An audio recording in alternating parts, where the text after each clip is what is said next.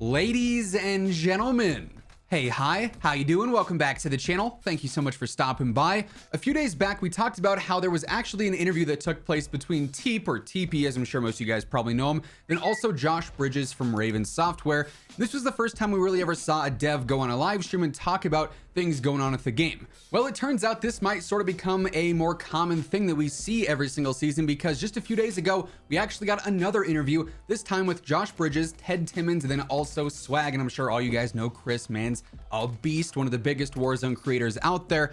And this interview revealed even more about the future of Warzone, some of the things that Raven is looking into, things that they're planning on for the future. A lot of pretty interesting information. We got a lot to break down today as we go through it all. If you enjoy the video at any point, let me know by dropping a like on it. And if you're new here, or if you have not already subscribed, every day I got you covered with all things going on in COD, news, updates, loadouts, tips. You're gonna find it all right here. So feel free to hit that sub button and turn on those post notifications. So for what it's worth, a lot of the things that we are able to discuss here today from this interview, which is quite a bit of new information that we really haven't heard much of previously, is not super detailed, just because a lot of it is probably still a ways out, especially when it comes to Warzone 2. It seems like a lot of these things are going to be main features and main components of that game, whereas now with Warzone where it's at now, as we've talked about previously, with it being so bloated and so much of the game directed towards that old gen player base, which is still the vast majority of the player base, they are very limited in what they can actually add to the game and what they can try and innovate with the game as it stands now.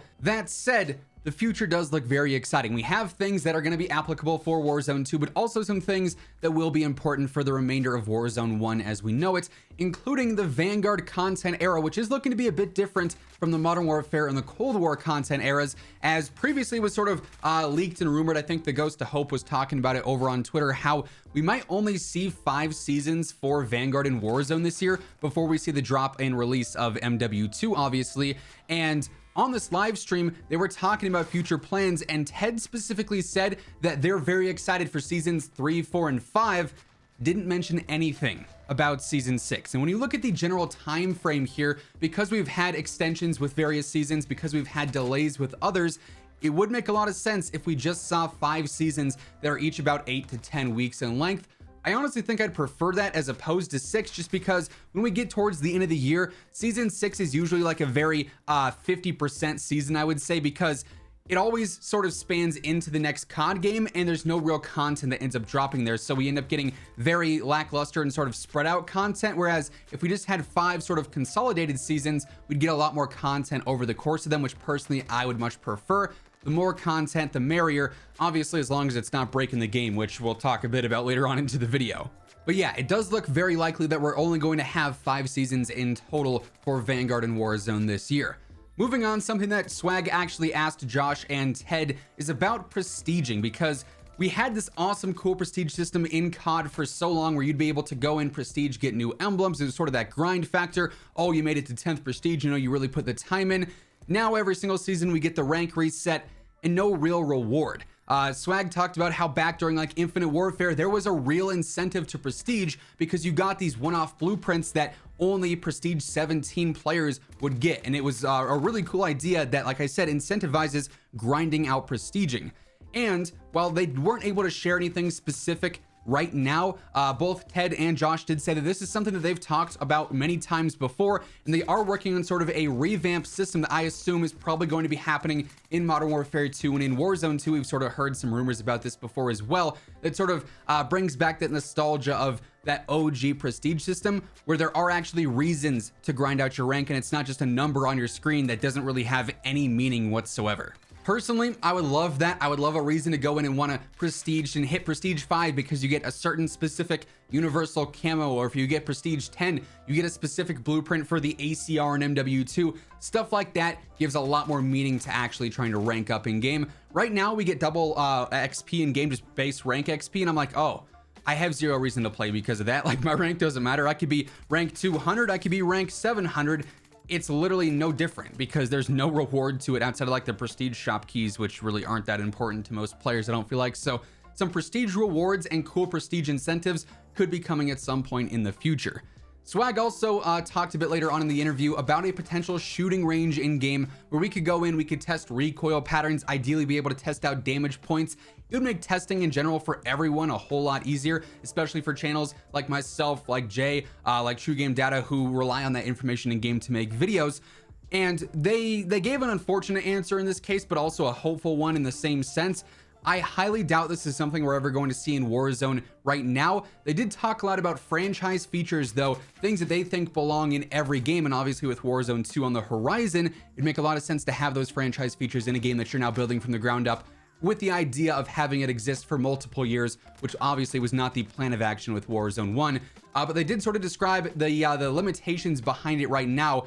If we were to try and add a shooting range into Warzone this week, they would have to then build up a brand new lobby menu and an actual area for that to take place. Granted, we already have one on Caldera up by Arsenal. There's a sort of a shooting range area that'd be cool. However, just the process of adding that into the menu and creating that play space is something that they are limited by with the storage on the game, with the old hardware. So unfortunately, there are technical limitations there that do cause some issues. I would expect that to be a thing in Warzone 2 though. Something we might see prior to Warzone 2 though is the addition of 200 players being added back into Warzone. We've had this before. Back on Verdansk, we had BR Quads 200, I think as an LTM just one time. I'm not sure if we've ever had it outside of the first initial debut of it. I thought it was awesome. I love the chaos. It was so much fun. And especially here on Caldera, I feel like the map could easily fit 200 players with how open it is and how spaced out a lot of players are because of all the POIs being on the outside of the map. Adding in another 50 players would really speed up things and almost guarantee constant action wherever you are on the map. They did again say there are some technical challenges with that. However, we also know that Caldera was built to be a little bit less, stressful, and when it comes to trying to add things to it. Verdansk was obviously very complex. There were a lot of layers to it, and that's why we never really saw any major map changes to it because it was just too much for the game to handle. Caldera, though, has more headroom to grow like that. So having 200 players in the game, they sort of gave a non-answer with this and saying like, oh, we can't really talk about that right now. That's sort of a code word for this is something we're trying to, implement into the game. So I would not be surprised at all if we saw BR Quads 200 added in, maybe at some point during Season 3. I'd hope so because, like I said, I loved that LTM.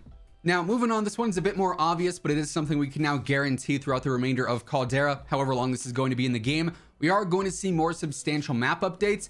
Chris sort of talked about how, everything's on the outside of the map, outside of like peak when it comes to major POIs. So it really separates players out and can hurt the flow of the game. We have all these open spaces though, or especially around peak, around that center area of the map where it's just wide open fields, some forests here and there. They are going to be adding in multiple new POIs over the course of the following seasons. Season 3 is going to have multiple POI updates, Ted was saying, so we can expect more of that to hopefully fill out the map and make it flow a little bit faster, ideally, to fill out some of those wide open areas that are sort of like no-goes right now, because if you run into them, there's no cover, you're going to get sniped, you're going to get shot, and have no real way to escape that gunfight if you need.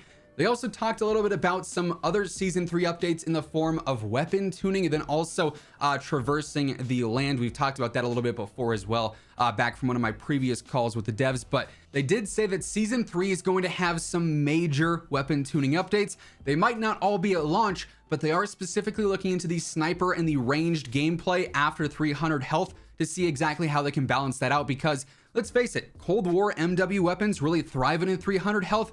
Vanguard weapons don't really have insane TTKs there. Things like the Cooper and the Automaton, previously two very good guns, and even on Rebirth they're still very good. With 300 health, they're not nearly as competitive as they were before. A lot of the Vanguard guns and a lot of the snipers do sort of suffer here, so they are looking into adjusting those a little bit to make them more competitive overall. And then finally, as mentioned, when it comes to the geo on the map, the general environment, they are looking to make movement more fluid around it, make it easier to climb up things, to maneuver around things. They want to create a play space where any player can easily maneuver around anywhere. Obviously, advanced players can tie in movement mechanics like side canceling, B hopping, stuff like that, jump spots, to create certain gameplay advantages for themselves, but they definitely are aware that there are many issues with Caldera where the environment is just not friendly to move around, so hopefully we see some impactful updates for that around Season 3 too. But yeah, that is effectively everything we learned from this new interview with Raven and Swag. pretty interesting stuff. I think most of this is more long-term future, things like prestige rewards, the shooting range, having solidified LTMs like 200 players being capable whenever they want because of no technical issues. That's stuff that we definitely will see with Warzone 2, but we should have some exciting things to look forward to here in the near future as well. But that is going to wrap things up for today. Hopefully you guys enjoyed the video. If you did, let me know by dropping a like on it. And if you're new here or if you have not already subscribed, every day I got you covered with all things going on in Call of Duty. So feel free to hit that sub button and turn on those post notifications. And as always, if you want to check out any of my partners, be sure to use code WhosImmortal for a discount on all Scuff, G Fuel, Gamer Advantage, and Control Freak products. And the links for all those can be found down in the description below. But once again, thank you so much for tuning in, and until next time, take it easy, have an awesome rest of your day, and I'll catch you guys later. Peace out.